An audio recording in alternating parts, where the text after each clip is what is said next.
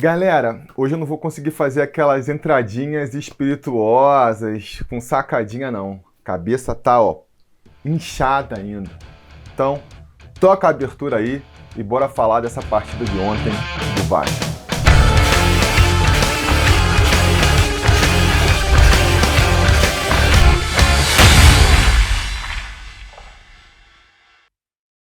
Fala, torcida vascaína, Felipe Tiru de volta na área com mais um Sobre Vasco a Ver, o seu podcast aqui do Atenção Vascaínos. Então, se você está assistindo a gente pelo canal AV+, no YouTube, já deixa aí o like, né? Já se inscreve no canal, liga o sininho de notificações e saiba que você também pode consumir o nosso programa no seu agregador de podcasts preferido. É só você procurar lá pelo AVcast, o podcast do Atenção Vascaínos.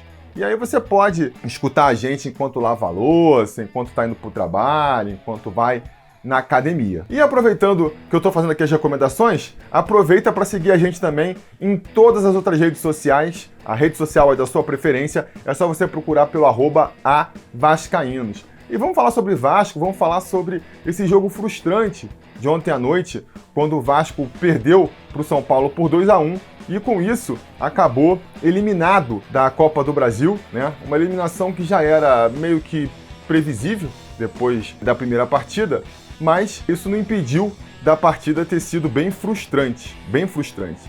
Para mim, que já não contava muito com essa classificação, né? E para quem não contava com a classificação, já foi frustrante. Eu imagino para quem ainda acreditava que o Vasco podia ali fazer um 2-0 que fosse e levar a disputa para os pênaltis, né? E por que foi frustrante? Tem a questão da arbitragem, a gente vai comentar aqui também, mas eu acho que foi basicamente a expulsão do Léo Jabá ali, né? O Vasco começou bem a partida, começou conseguindo até jogar melhor que o São Paulo, criou muitas chances de gol, né? Vamos de novo falar da arbitragem, falar do gol anulado, teve o pênalti. O importante é que as chances estavam sendo criadas. O Vasco parecia capaz de pelo menos incomodar, né? Ou criar aquela esperança, aquela ilusão de que poderia reverter o placar. E aí vem a expulsão do Léo Jabá ali aos 30 do primeiro tempo, e aí mata, né? Mata o jogo. Então você estava com a expectativa de ver 90 minutos de jogo, de repente você vê só 30, porque a expulsão ali meio que determina o fim da disputa, né? E aí logo na sequência já vem o gol também ali, numa falha do Hernando, volta pro segundo tempo, já toma logo o segundo, e aí o que já estava claro se concretiza, né? A classificação fica impossível, os times começam até a tirar seus titulares, o jogo no segundo tempo vira um grande amistosão. E eu acho, cara, que a frustração vem toda em função disso. Acho que a expulsão que foi ali o determinante, né? Eu até acho, eu tenho uma opinião meio polêmica aqui, de que, cara, a gente tinha que mudar a regra da expulsão. Tinha que fazer ali de uma outra maneira, eu tenho umas ideias, eu sei, é uma opinião meio polêmica, até, não sei, de repente cabe até fazer um vídeo, eventualmente algum dia, se vocês quiserem discutir isso, deixem aí nos comentários. Mas o fato é que, cara, eu acho que tinha que mudar, porque a expulsão, ainda mais uma expulsão que acontece ainda no primeiro tempo, ela acaba completamente com a partida, ela acaba completamente com o jogo. E se você acha que a expulsão foi injusta ainda, aí que só, né, justifica mais a minha opinião, porque é uma decisão do árbitro ali que acaba com o jogo. Ainda mais se você pega um jogo que nem esse, onde o Vasco já era o time ali mais fraco tecnicamente, né, o time inferior, aí você ainda tira um jogador desse time, aí que a coisa acaba de vez, né?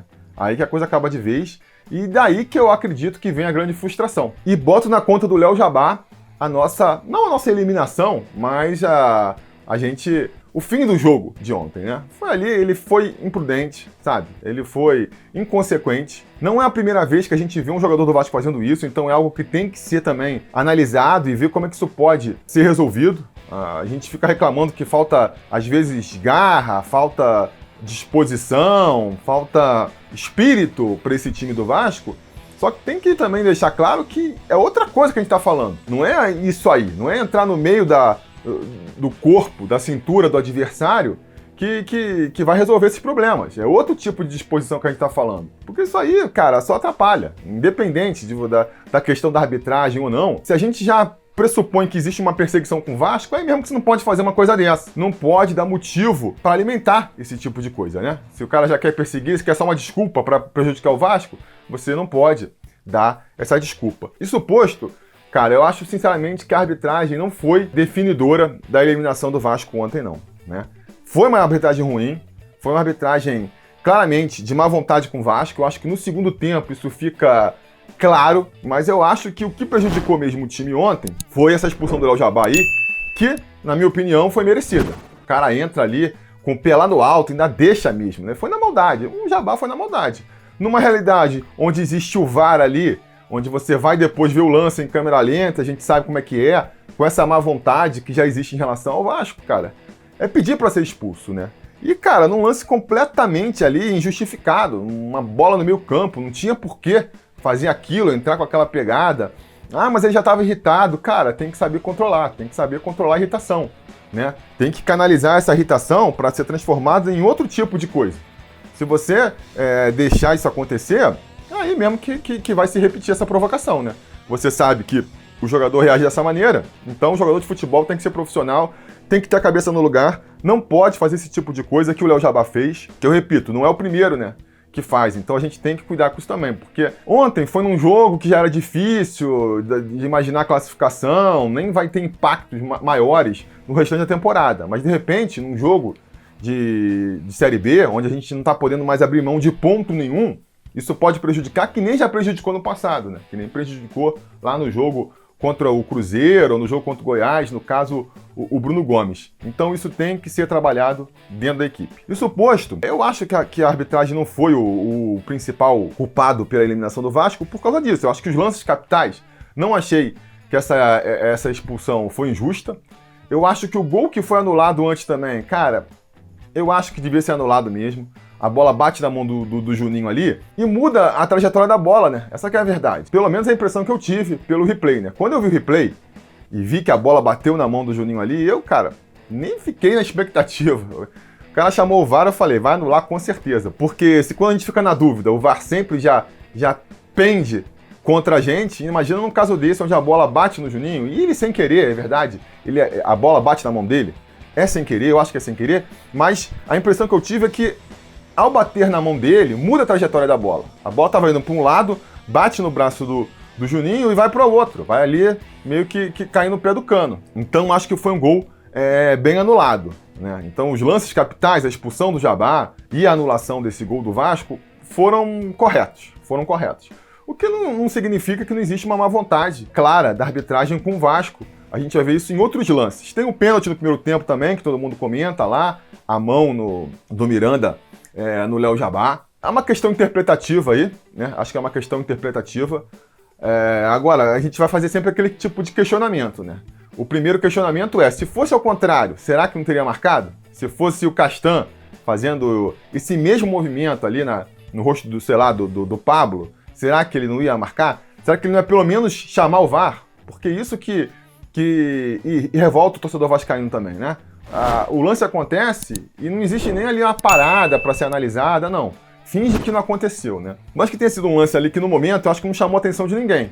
Porque a gente não viu também os jogadores do Vasco indignados com o lance. Não sei se eles não repararam, não sei o que aconteceu.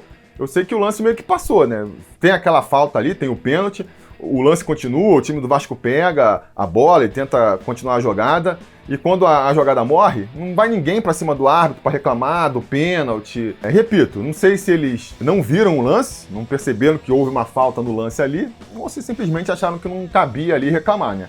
O fato é que isso também atrapalha na hora da gente pedir o VAR, por mais que a gente saiba, não devia acontecer nada. Já vimos o Vasco sendo prejudicado também em lances que ninguém no jogo ali, no campo, vê nada, reclama de nada, o VAR chama mesmo assim e aponta ali uma puxão no cabelo do cara e marca pênalti, né? Então, gente, o VAR é uma bagunça no Brasil, a arbitragem é um problema que vai ser complicado de ser resolvido. A gente ouviu o desabafo lá do Pássaro no final da partida. A gente exige, a gente esperava, né, pelo menos, um pouco mais de transparência nas decisões da arbitragem. A gente esperava ali um pouco mais de coerência também nas decisões, né? O problema é isso, o problema não é não marcar o pênalti, não é anular o gol. É daqui a alguns jogos a gente vê lances parecidos contra o Vasco e a decisão ser diferente, que nem o pessoal tá apontando lá. Então, de repente, muita gente lembrou, teve lá a falta em cima do Benítez ano passado naquele jogo contra o Bahia e o juiz não expulsou. Aí hoje tem esse lance com o Léo Jabá, o juiz expulsa. E aí, de repente,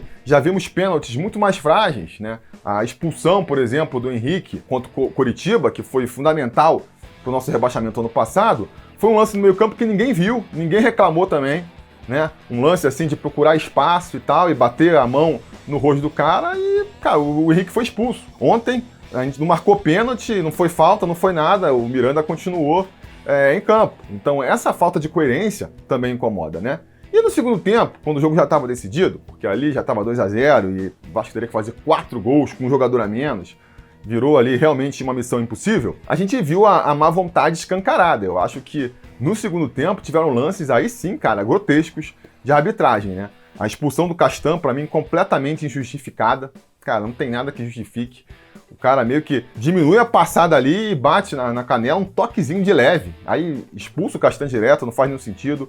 O Lisca a gente viu que foi expulso por nada, né? Inventou lá um motivo para expulsar o Lisca. Teve o pênalti no Galarza também. De novo, lances que não iam definir mais ali o futuro da partida, mas que ajudam a mostrar, escancarar a má vontade da arbitragem com o Vasco, né? Tem também uma questão que eu acho que a gente tem que ser levantada, que é aquela coisa de você tentar compensar um erro com o outro, né? Então, a gente teve no final de semana um jogo entre o Palmeiras e o São Paulo, onde o São Paulo parece que foi muito prejudicado pela arbitragem. Eu não vi a partida, não cheguei a ver os lances, mas é uma unanimidade na imprensa esportiva de que o São Paulo foi prejudicado naquela partida. E aí, de repente, a gente sabe que essas coisas acontecem, né? Até que ponto o Daronco não veio com a orientação, não prejudica o São Paulo, porque os caras já reclamaram pra caramba na rodada passada, se sentirem prejudicados de novo agora, vai dar uma confusão. E aí, cara, é aquela coisa, né? Chora menos quem pode mais. O Vasco não tem mais a força que tinha antigamente, não tem mais a representatividade. Já comentei isso aqui outras vezes, né? Eu acho que, infelizmente, a gente queria uma arbitragem idônea, a gente queria uma arbitragem que fosse correta. Isso não sendo possível, quem é que se beneficia? As equipes, os clubes que têm mais força ou nos bastidores, por um motivo ou por outro, né? Tem ali os dirigentes nos pontos-chave, contatos mais próximos com quem decide na arbitragem, né? Tem ali aquela política de bastidores, é forte nessa política de bastidores. Ou então, quem tem ali o carinho da mídia, né? Porque se a gente chegasse agora, né, e abrisse os jornais, os sites, os canais de televisão e houvesse uma grita da imprensa em geral, pô, o Vasco foi garfado, o Vasco foi prejudicado, isso não pode acontecer, tem que ser punido, o árbitro, tem que haver ali um inquérito para ver o que aconteceu, esse tipo de cobrança que a gente está acostumado a ver quando acontece com outros clubes. Se houvesse isso, só pela dor de cabeça, os árbitros daqui pra frente não iam querer, né? Pô, cara, evita ali prejudicar o Vasco, porque, cara, vira um problema, o pessoal fica enchendo o nosso saco, então evita, né? Esse tipo de pressão ali da opinião pública também ajudaria. Mas a gente sabe que isso não vai acontecer. Ontem mesmo já começaram a minimizar a questão. Ah, não, é só choro do Vasco, o Vasco tá querendo desviar o foco. Então, assim, é muito complicado. Enquanto a gente não tiver mais representatividade nessas duas áreas, na imprensa, na mídia em geral,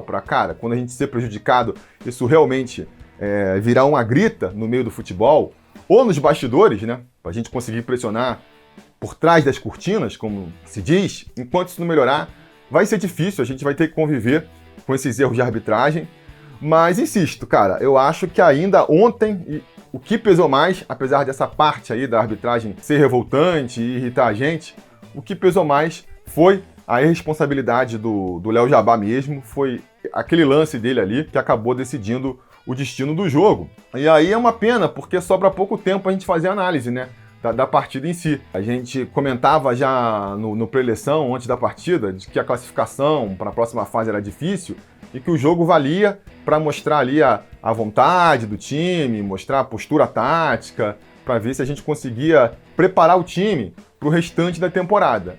E a gente teve pouco tempo disso, porque depois da expulsão do Léo Jabá, acabou ali um jogo, uma partida de contenção de danos, né? O Vasco tentou se segurar ali só para não perder de muito mesmo, porque a vaca já tinha ido pro brejo. Então a gente tem até poucos elementos para tirar aí de lição e ver o que pode se aproveitar para o restante da temporada. É uma pena, mas mesmo assim vamos tentar aqui, né? pegar algumas lições aí do que a gente pode, dessa partida de ontem, projetar para o futuro. Eu acho que tem pontos positivos, sim. Eu acho que a gente tem coisas para se agarrar e ficar otimista. Eu acho que o esquema novo que o Lisca propôs é interessante. Acho que ele tem que manter esse esquema, até porque não vale a pena ficar trocando de esquema de jogo para jogo também.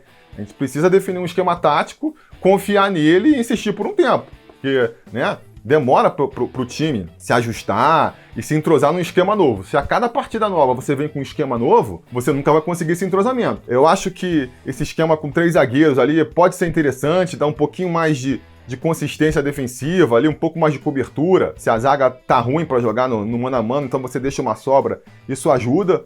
Ofensivamente a gente viu também que o time passou a criar mais, então acho que pode ser interessante. Eu só faria algumas pequenas mudanças.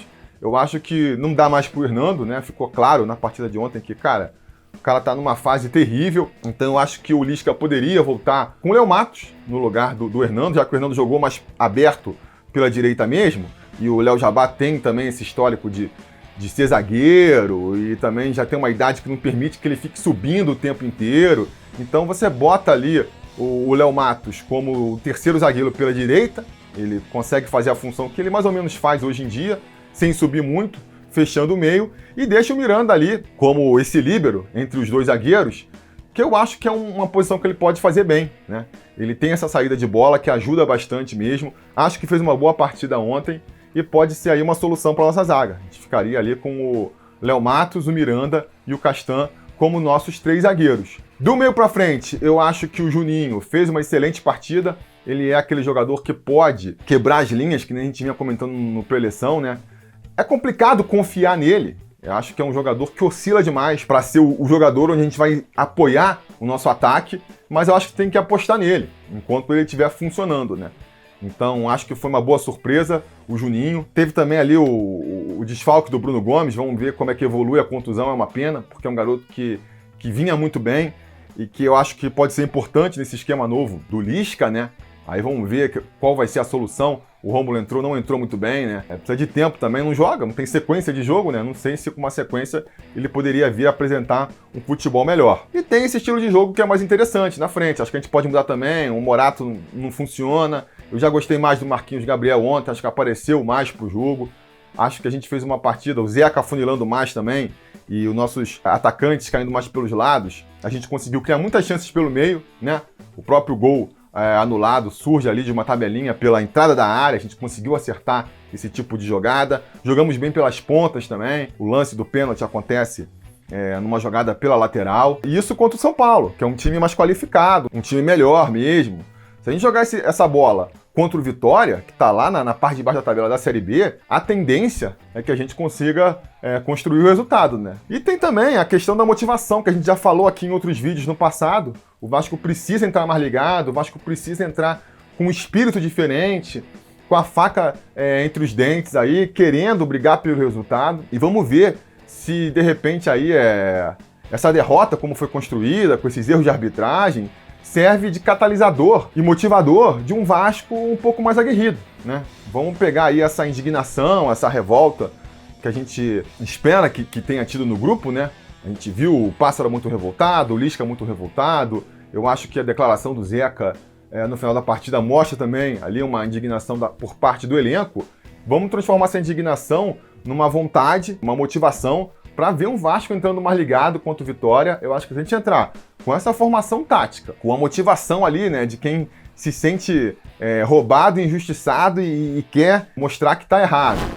E também, de repente, com uma mudança de peça tática, tirar os jogadores que não estão funcionando, então, barrar o Hernando, eventualmente voltar com o Peck mesmo, ou o Arthur Salles, não sei porque eles sumiram da rotação do time, né?